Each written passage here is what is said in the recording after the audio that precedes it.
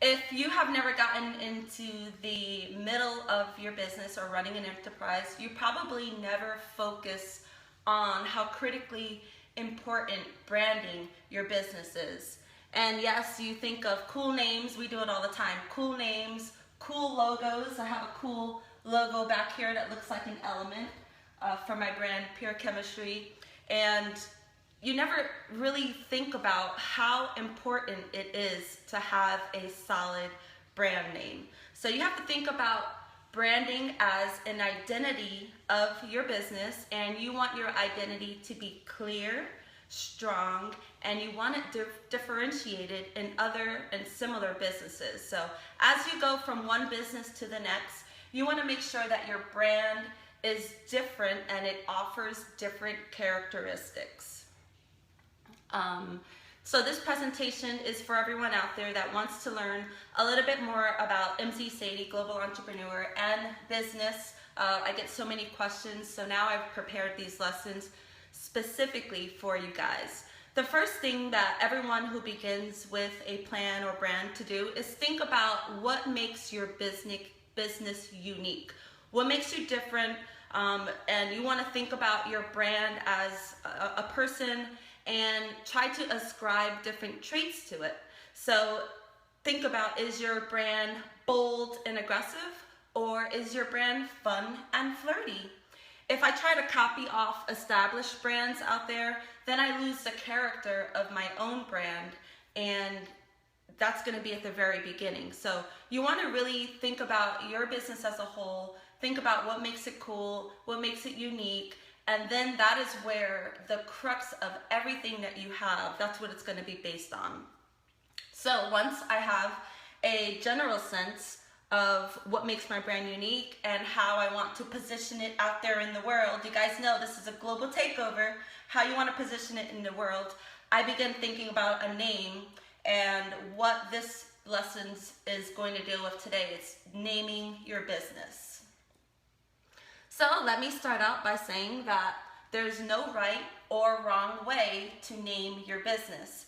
And when it's a good idea, you want to keep it relevant to what you're doing and what you're engaged in. But there's businesses out there that have names that have absolutely nothing to do with it, like Google or Apple. Does Google sell Googles, and does Apple sell apples? You know, it has nothing to do, but they're cool names, and that's what's caught on. You want to make sure that you can keep your name of your business short, because if it's shorter, then it's easier for many to remember. So size is very important. Now, next, obviously, you can't name your brand something that's already being used by other people out there in the world, and something that has an active trademark on it. So what you do is, if you think of a really cool name, and Epic Millennial, she's on right now chatting with us live here on Periscope. When you think of a cool name, we always say to everyone, we have our group meetings, and we say, let's Google and see if those names are out there. That's the first thing we do. So we Google and see if it's out there, if it's taken by anyone else, or if it's not, then we go ahead, and what I like to do is do a trademark search using a free system called TEST. It's a government system. Any business that's registered and has a registered trademark, they use this system, and that's what we've gone ahead, and that's what we do. And it's for federal government, and this is how you also register your businesses as well. One thing when it comes to creating your name and then looking up the website, it's really good if you can use a .com address, because you want to get a website and give your store or your business or your services an online presence. So you want to go with a .com additive extension, and there's plenty of products that I've sold in the past, and they've done big numbers, and they didn't have the perfect web address. So it doesn't have to be perfect, but you want to attempt to get it as close as possible. So let's take, for example, Sensa. That product was a $1 billion a year product. I mean, huge sales. But we didn't have the perfect web address. Our web address ended up being trysensa.com. And, you know, today, now, different like Periscope. Periscope has periscope.tv. That's becoming more and more popular.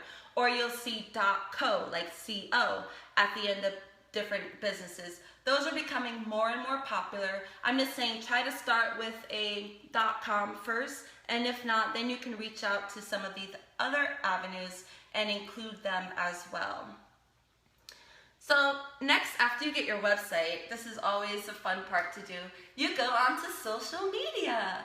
You go to Facebook, to Twitter, Instagram, Pinterest, and you look and see if you can have and create a cohesive brand using your social media. So Twitter is very popular, Instagram is very popular, Pinterest is being used widely right now for businesses. So you want to make sure that you can grab all the same name. That way it all goes to the same place. It's really, really easy to do, and it just makes it less confusing for all of your customers, your potential people that you're working with, and when fans are putting your stuff out there, it makes it really easy for them as well.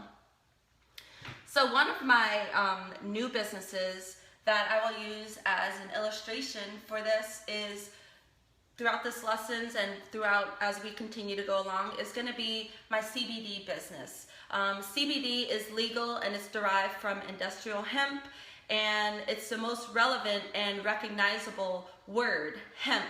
So when we think about our product brand as a whole, we know that we need to have the word hemp in it, and we decided that, and shortly, a while ago, back in, I don't remember what month it was, but we even asked your help here on Periscope if you liked the name or not, and some of you guys did contribute your information to us.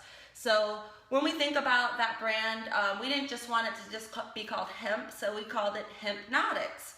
But after I did a search, I realized that there was already a website called Hempnotics.com, and we really liked the name of it. So what we did was take a word like pure and added pure to the word, and now we have Pure Hempnotics, and it's relevant.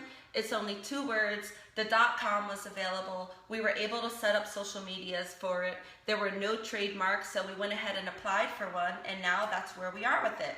There you have it, Pure Hempnotics, and it's the beginning of branding for the world. And it's really exciting because our website has launched and the products have launched, and now you get to see a whole lot of talk about CBD, and you should know that Pure Hempnotics is the only brand that you can trust. Alright guys, that is today's business lesson. Once again, I'm going to be conducting these on a daily basis just to include you all more into the life of the business.